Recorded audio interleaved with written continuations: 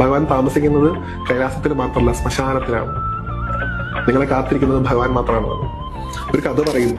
രമണ മഹർഷിയും വിവേകാനന്ദനും ചേർന്ന് ഗംഗയുടെ തീരത്തിലൂടെ സഞ്ചരിക്കുന്നു. അപ്പം രമണ മഹർഷി പെട്ടെന്ന് അദ്ദേഹത്തിന് എന്തോ ഒരു ബോധോദയം ഉണ്ടായതുപോലെ നരേന്ദ്രൻ എന്നാണ് വിളിക്കുന്നത്. നരേൻ ആ കരയിലേക്ക് നോക്കുക. അപ്പൊ അവിടെ ഗംഗയുടെ തീരത്ത് നമുക്കറിയാം, അവിടെയൊക്കെ ചെതകൾ കത്താണ്. അപ്പൊ നരേന്ദ്രൻ അങ്ങോട്ട് നോക്കിയപ്പോ കണ്ടത് ഒരു 7 അടി ഹൈറ്റുള്ള രാജാനബാഹുവായിട്ടുള്ള ഒരാള്. അദ്ദേഹം മൊത്തം ചുടലഭസ്മം ധരിച്ച് ഓരോ മൃതദേഹങ്ങളുടെയും തലഭാഗത്ത് ചെന്ന് ആ ആത്മാവിനെ കൂട്ടിക്കൊണ്ടുവരുന്ന രംഗാത്ര. ആ മരിച്ചുപോയ ആത്മാവ് തോളിൽ കൈയിട്ട് ഭഗവാൻ കൊണ്ടുവരാറ്. ആ ഗംഗയുടെ കരയിലേക്ക് നോക്കിയപ്പോൾ അവിടെ നിരവധി ആത്മാക്കൾ ഇരിക്കുന്നുണ്ട്. ഓരോ ആത്മാക്കളുടെയും മുമ്പിൽ ഒരു ഇലയുണ്ട്. അവിടെ അന്നപൂർണേശ്വരിയായിട്ടുള്ള ഭഗവതി അവർക്ക് അന്നം വിളമ്പി കൊടുക്കും. സങ്കല്പം. എല്ലാവരും ഉപേക്ഷിക്കപ്പെട്ട സമയത്ത് നമ്മളെ നോക്കാൻ ഭഗവാൻ മാത്രമേ ഉണ്ടാവുള്ളൂ.